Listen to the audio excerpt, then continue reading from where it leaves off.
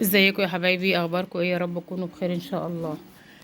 كل سنه وانتم طيبين. النهارده اول ايام عيد الاضحى، اعاد الله علينا وعليكم يا رب باذن الله بالف خير وصحه وانا يا رب. ومتهنين على عيالكم وحبايبكم باذن الله. انا صورت لكم بقى زي ما كنت مصوره لكم كده الغدا بتاعنا، الباميه والفته واللحمه والرز.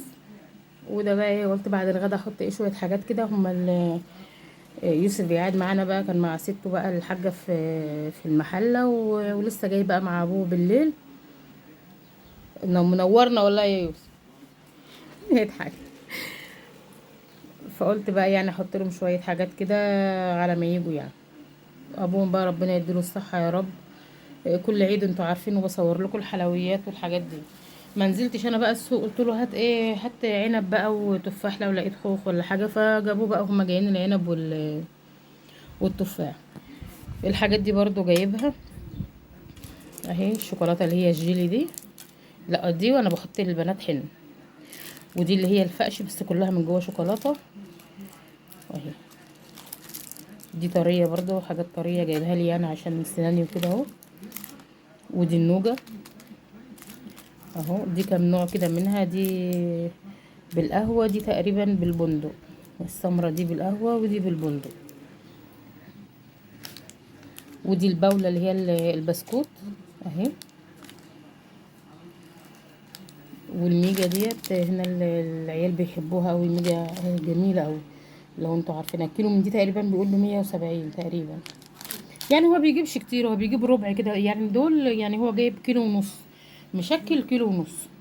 بس جايب كل ربع لوحده يعني. الحاجه غاليه والله.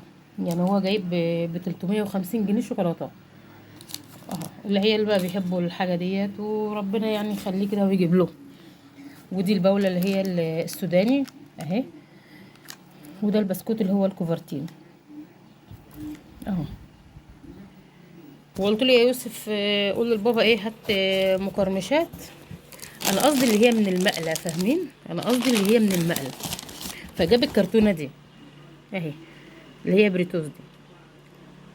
بريتوز اهي، شايفين؟ هو ما خدش باله ان انا بقول له يا يوسف هات من المقلة اهو.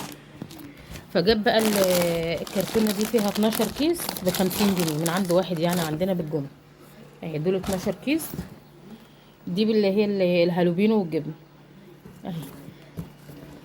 هات يا يوسف كده شويه من اللي معاك كلته. هوريه لكم برضه اهو. هو حراق يوسف، عمال ياكل منه بقى اهو، شايفين؟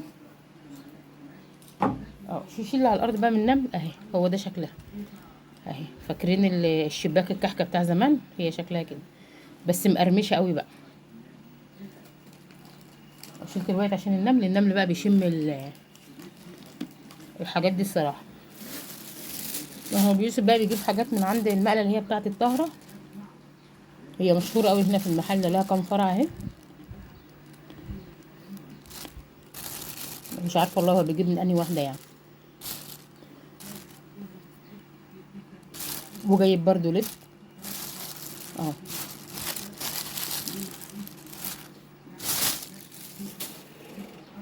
وادي بقى العنب، وادي التفاح. العنب ب40 والتفاح ب45 اه. كنت نسيت بقى اللب، قلت اجيبه برضه اوريه لكم. دي تشكيله كده ب20 جنيه، لب اسمر على ابيض على اللي هو الذره دي اهو. وعلى السوداني بقى المحمص ده حلو قوي. ربنا يا رب كده ما يحرمناش يا رب من دخلته علينا باذن الله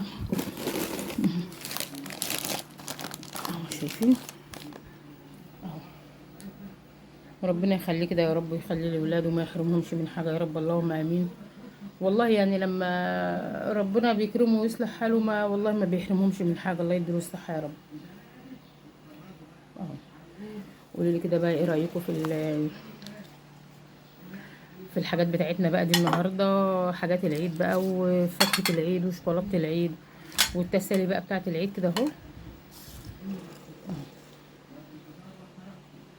كل سنه وانتم طيبين، وربنا يديم علينا وعليكم الصحه يا رب. لو عجبك الفيديو، عجبك الحاجات بتاعه العيد، بس الصراحه ما عنديش ليمون بقى عشان ما نزلتش السوق الصراحه، فما جبتش ليمون.